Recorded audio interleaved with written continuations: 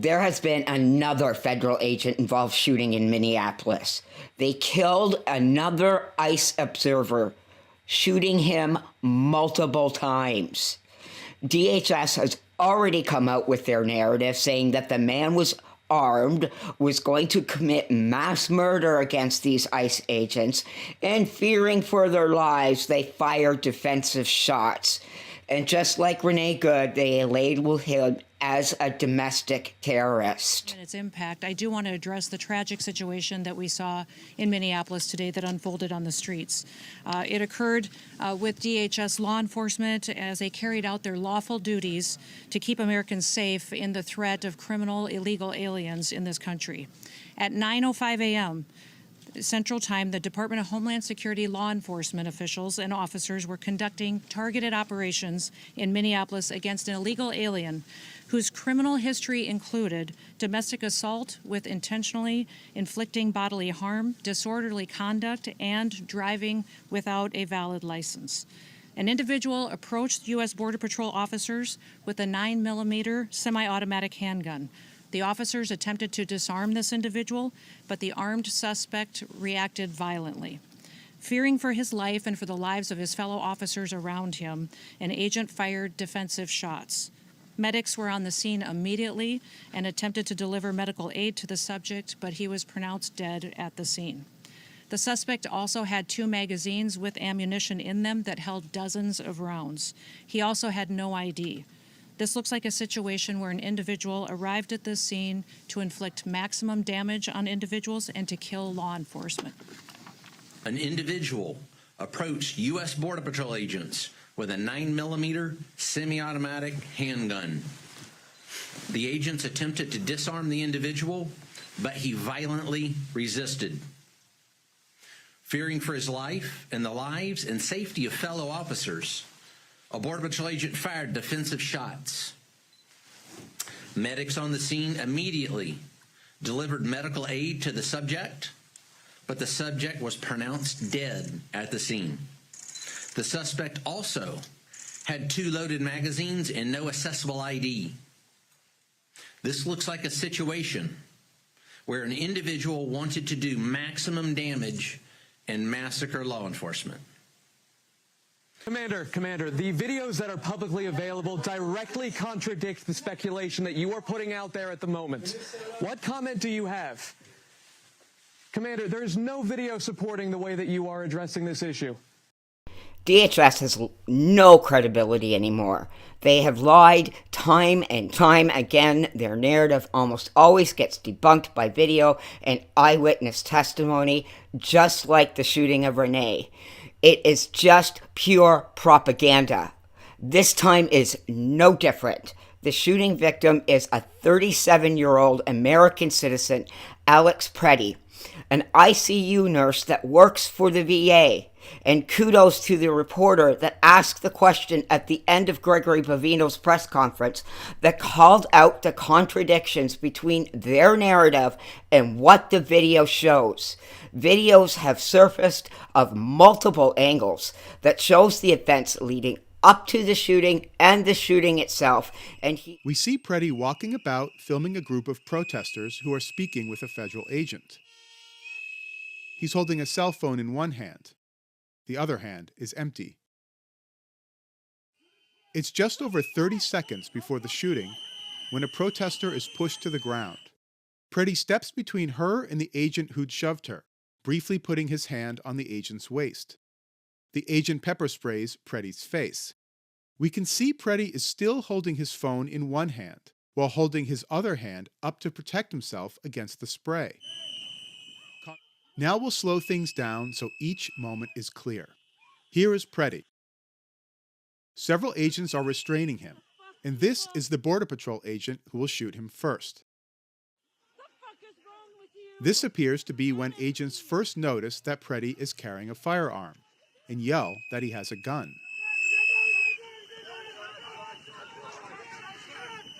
Watching the same moment from a different angle, the agent who first pepper sprayed Pretti beats him several times with the spray canister. We can see that both of Pretti's arms are pinned down by his head. This agent in gray reaches to remove Pretti's weapon from his hip. As this agent unholsters his gun, nudges the agent in gray out of the way, and fires. Let's rewind and focus on the agent who shoots first. Just seconds before he fired, he was facing away from Pretti and focusing on an entirely different situation as he tries to spray a nearby woman with an irritant. The spray appears to malfunction, and the agent turns as he adjusts it. That's when someone yells that Pretti has a gun.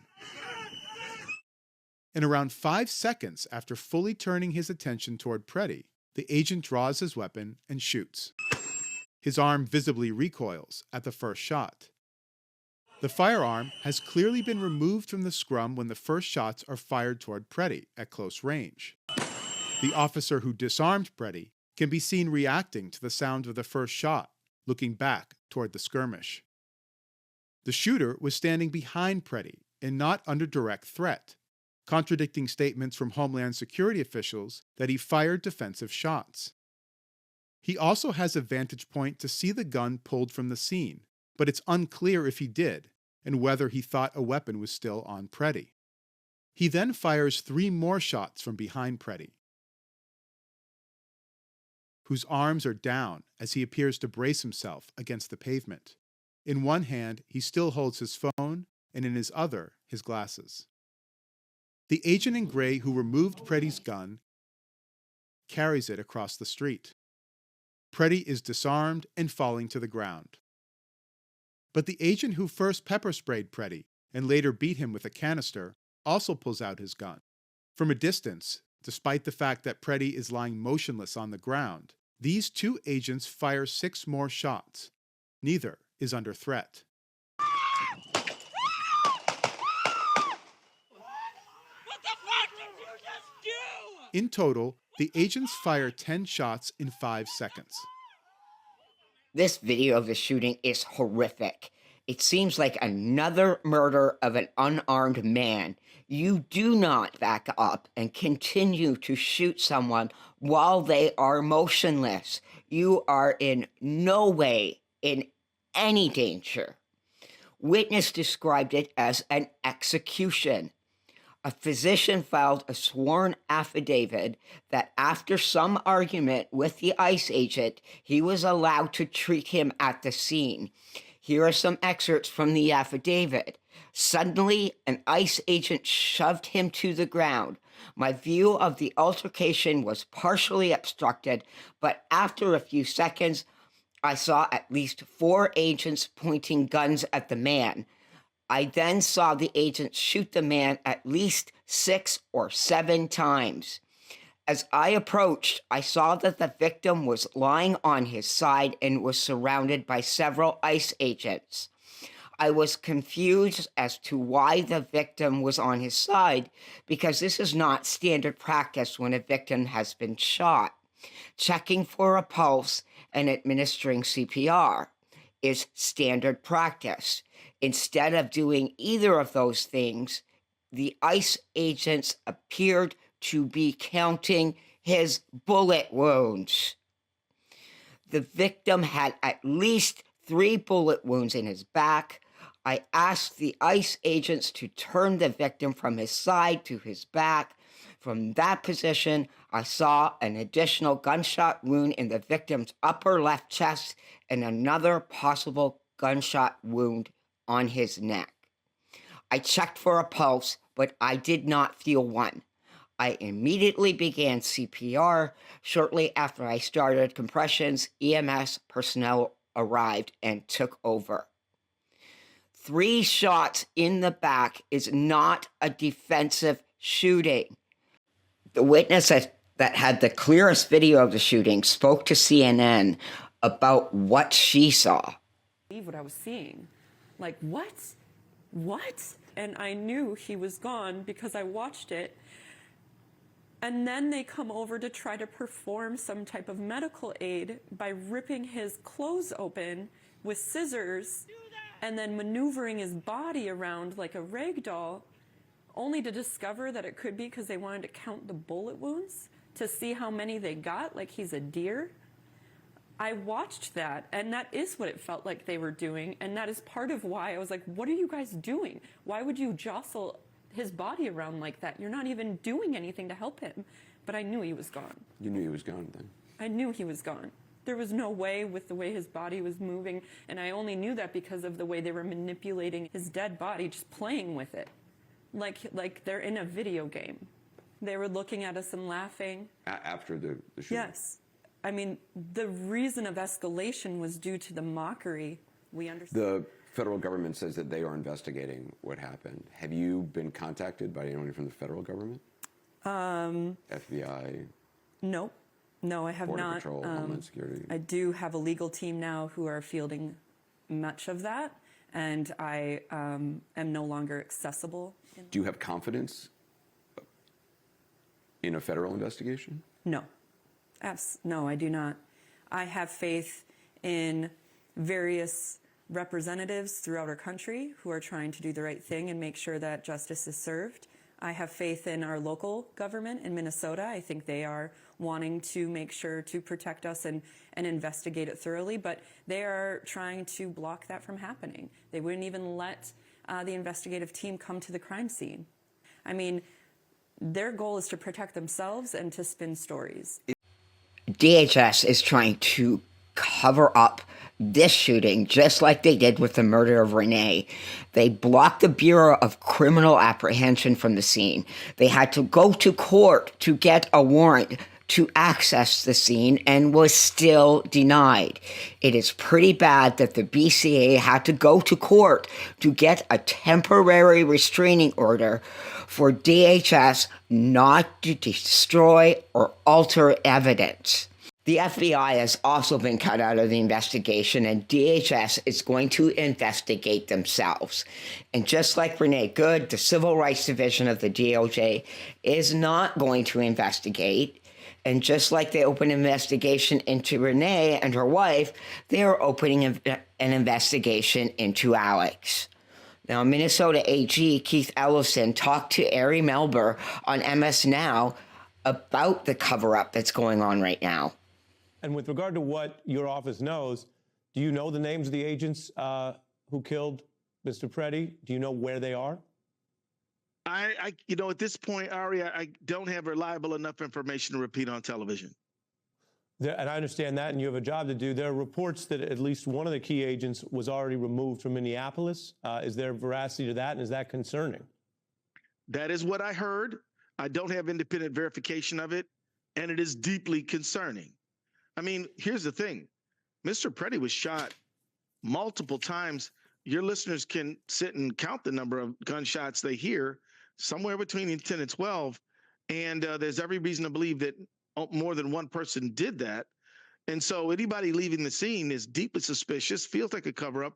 And leaving a scene can be used in cases as consciousness of guilt. And so that's an interesting thing to maintain, to sort of make yourself unavailable if you are a professional law enforcement professional who needs to use deadly force in the course of your job. I would think that you'd say, this is my name, this is my badge number, I'm here to account for my behavior because I believe I was within the law and within my training. Do you that have is reason not to what we're believe? seeing. Do you have reason to believe that the Trump administration, at whatever level, is trying to remove him from the state so that he's not in your jurisdiction? I can only come to that conclusion. They can prove otherwise by bringing them back to the jurisdiction. I mean, like, I've used the word cover up, and then I've offered, well, if I'm wrong, let the Trump administration come forward and disclose the information that they have been not sharing. At this point, in the Renee Good case, they have retained custody of the bullet casings, the gun, and the car, and have deprived us from it and other information as well. If they're not covering up, fine, come on with it. Alex's parents, Michael and Susan Pretti, released a statement about the shooting. We are heartbroken but also very angry. Alex was a kind-hearted soul who cared deeply for his family and friends, and also the American veterans whom he cared for as an ICU nurse at the Minneapolis VA hospital. Alex wanted to make a difference in this world. Unfortunately, he will not be with us to see his impact. I do not throw around the hero term lightly. However, his last thought and act was to protect a woman. The sickening lies told about our son by the administration are reprehensible and disgusting. Alex is clearly not holding a gun when attacked by Trump's murdering and cowardly ICE thugs.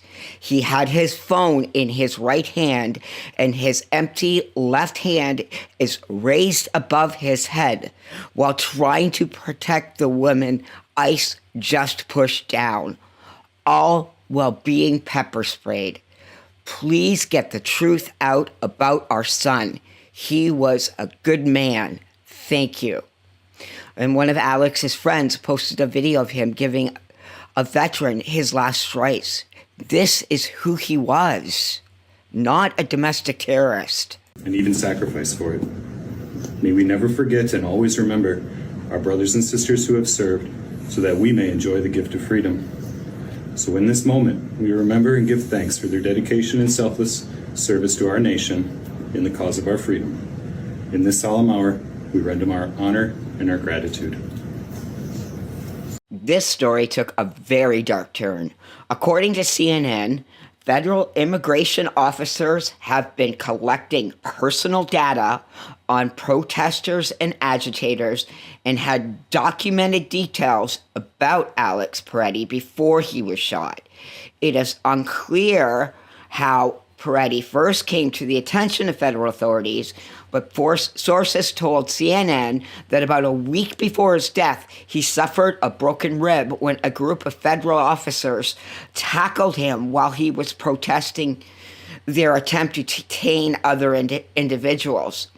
A memo sent earlier this month to agents temporarily assigned to the city asked them to capture all images, license plates, identifications, and general information on hotels, agitators, protesters, etc., so they can capture it all in one consolidated form.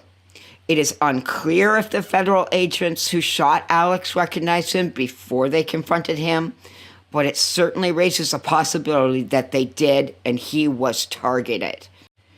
These jackbooted thugs think they are above the law because the administration is covering for Jonathan Ross, who murdered Renee Good, and they were told by J.D. Vance and Stephen Miller that they have absolute immunity.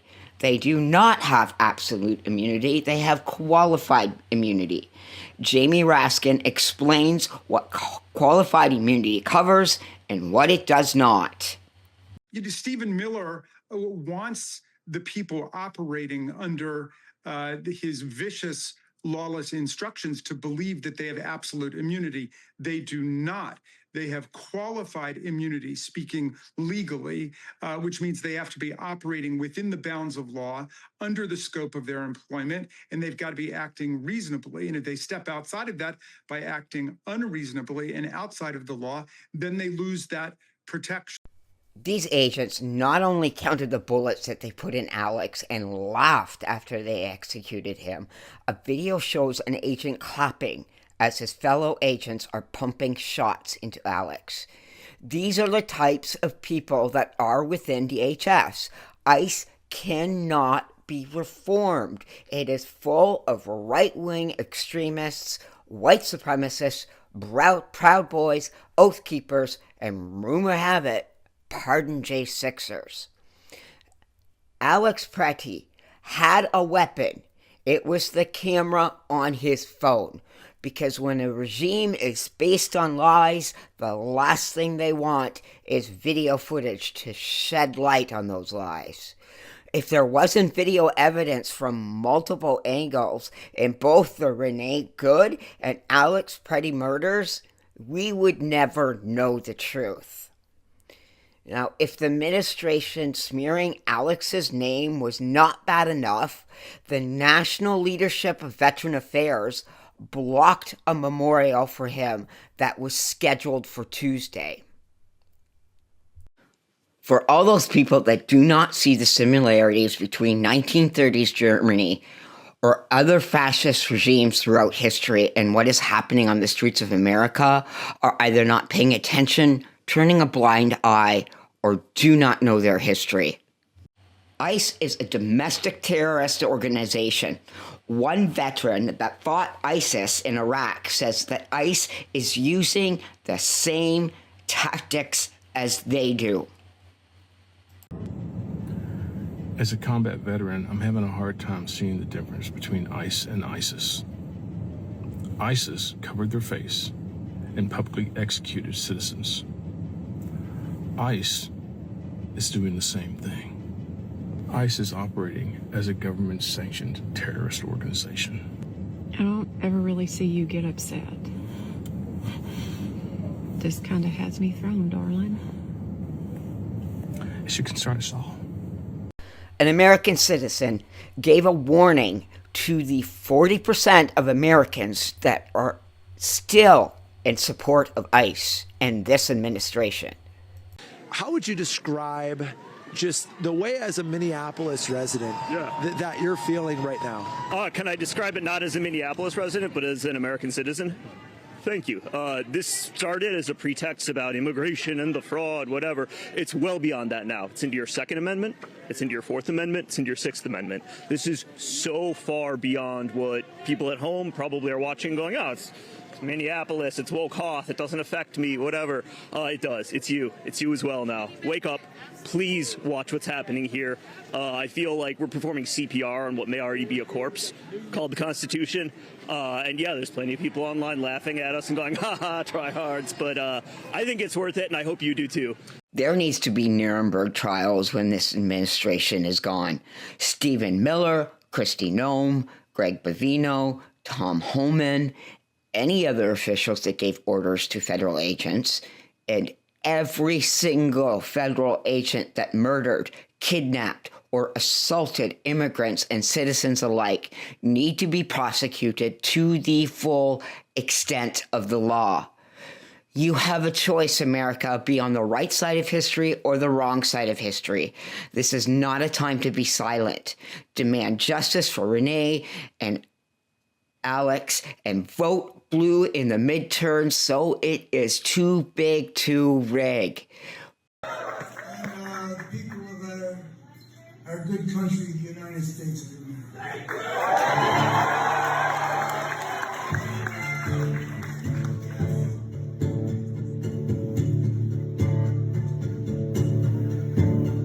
Streets of the winter's ice and cold.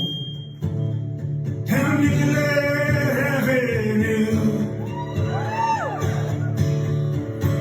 There's still a flame for fire and ice neath an occupier's boots.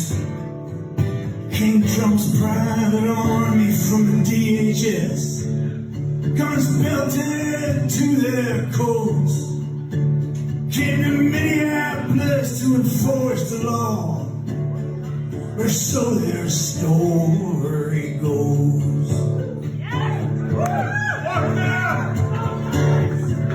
Against smoking river bullets in the dawn's early light, citizens stood for justice, their voices ringing through the night.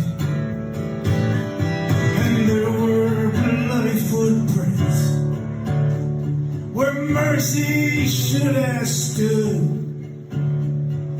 Two dead left to die on snow-filled streets, Alex Pretti and Renee.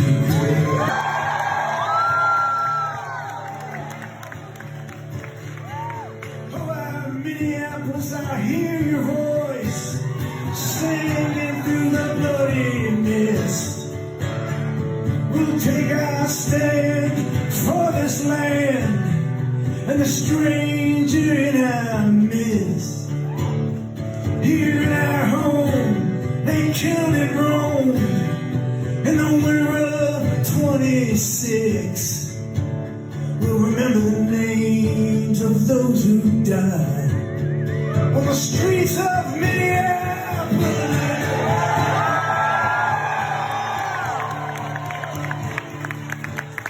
Trump's federal thugs beat upon his face and his chest. Then we heard the gunshots, and Alex Pretti lay in the snow dead. Their claim was self-defense, sir. Just don't believe your eyes. It's our blood and bones, and these whistles and foams against Miller and Young's dirty eyes.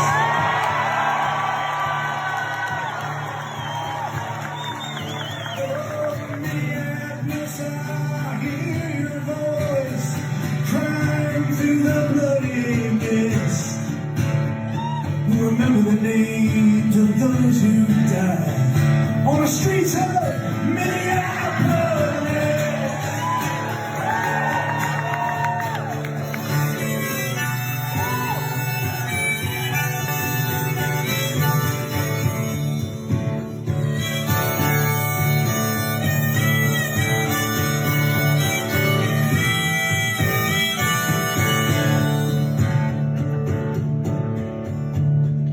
They say they're here to uphold the law, but they trample on our rights. If your skin is black or brown, my friend, you'll be questioned or deported on the side. Chance of ice out now. She's hard and so persists. Through broken glass and bloody tears on the streets of Minneapolis. Oh, Minneapolis, I hear your voice sighing through the blood.